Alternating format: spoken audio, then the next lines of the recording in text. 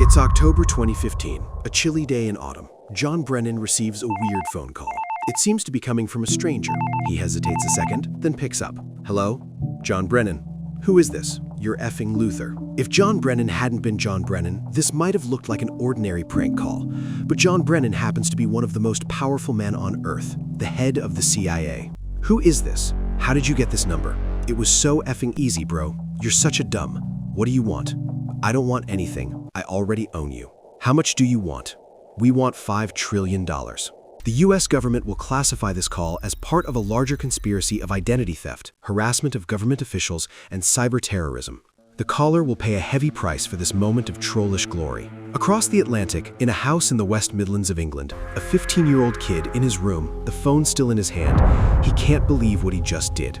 He calls himself Cracker, and he loves to smoke weed. In fact, he's high right now. He's also the leader of Crackers with Attitude. He and his companions terrorized and embarrassed the US security apparatus to a near incomparable degree. They leaked the personal data of police officers, FBI agents, and DOJ officials. They hand-delivered top-secret documents to Julian Assange, some of the most publicized activism attributed to Anonymous. They call themselves Anonymous. Yeah, it was actually them, in part for the LOLs. And this is their story. This was political. Teenager cyber attacks hijacked the computers of several US intelligence collective. Crackers with Attitude. 2008, in Virginia, a different kid who only calls himself Default. He is a pretty typical American teenager. He loves soccer, video games, and his dog. He often clashes with his father, who works in the government. At some point, Default starts cheating in his video games. This gives him the first taste of using computers to do things that you're not supposed to. 2008 was an exciting time to get into hacking. Young Default is fascinated. Anonymous embodies an exciting spirit of freedom through chaos. They showed how you can force the whole world to pay attention without you having to leave your bedroom. Default, after tasting this very new kind of power, is keen to learn everything he can about hacking. He starts to hack random websites just for the challenge of it, just to see if he can. While Default is leveling up as a hacker, he also becomes an early adopter of crypto. He accumulates a significant amount of Bitcoin, more than 1,000. This would amount to a lot of money today, somewhere around $40 million US. He keeps these Bitcoins in a hard drive in his room. He also knows he's making powerful enemies, so he gets a bit paranoid, a bit fanatical with his OPSEC. He never logs into his own Wi-Fi for one. He uses a satellite dish to log into a free Dairy Queen Wi-Fi half a mile away. He's always connecting through a Tor node. Every time he turns off his devices, he makes sure they're encrypted. When he turns them back on, he has to wait 30 minutes for them to decrypt. For the most part, he never tells anybody what he is doing. He knows he has a lot to lose. Ultimately, it won't be enough. Back in May 2013, a 29-year-old US intelligence contractor also has a lot to lose. He has his own home in Honolulu, a loving girlfriend, and a salary of over $200,000 per year. But he's discovered a huge secret, and it's too big to keep.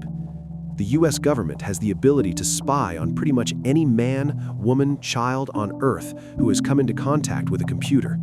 And this contractor unwittingly has helped make that technology possible. He's haunted by this information and horrified that his government is violating its public civil rights so egregiously. He knows that revealing this information to anyone, and he doesn't know what consequences they'll encounter if he blows the whistle. He's been quietly collecting evidence of this secret for a while, and he's just downloaded the last documents. He tells his employer, the US government, that he needs a couple of weeks off to manage his epilepsy. In the case of 15-year-old Cracker, he spends his time doing both. He's angry about corruption, about surveillance, but in particular about the US's involvement in the Middle East. He becomes especially focused on Palestine and sees the US as directly responsible for death and suffering in Gaza. So he started a collective called Crackers with Attitudes, and then he hacked into sensitive documents online. Above all, it was widely embarrassing. Hacking into Brennan's email was laughably easy. This is true, and it's true that you guys have actually broken into his private email account. How difficult would you say it is? You mean out of 10? Sure, out of 10. 1. There's a lot of, I guess, private information, really. He's pretty stupid, really. He's supposed to be so high in the government, like head of CIA. I think he should be a bit more clever. Can you give us any indication of your background? I mean, how old you are? Are you in the United States? I mean, anything you can tell me about yourself? Yeah. I'm below the age of 20 years old. Default became involved with an ex-girlfriend of one of his friends. According to him, he asked his friend in advance if it's okay with him. The friend says, sure, go for it, he's way over it. But he isn't. Default and his friend are hanging out one night drinking and chatting over Xbox Live. He never thought his friend would do anything with that information. Hell, he didn't even think his friend would necessarily believe him. But today, Default is pretty sure this friend turned him in. When the FBI raids you, they don't knock politely. FBI agents enter a false room just as his computer finishes decreting. They're pointing assault rifles in his face. They drag him out of his room, flash copy his hard drive before it re-encrypts, and seize all of his equipment. Default knows he's finished, but the worst part? Watching the agents carry off his hard drive, the hard drive with nearly 1,000 Bitcoin, he blacks out. Kraka too gets raided by the British police forces and his computers are confiscated. This is Team. One other CWA member gets arrested in the US and 3 more in the UK. Since Kraka was underage and in the United Kingdom, he got a lenient sentence. He spent 2 years in a juvenile detention center. He was the first minor in the UK to be imprisoned for hacking. Today, he's keeping his head down and is done with crime. Default, even though he was less involved, paid a much higher price.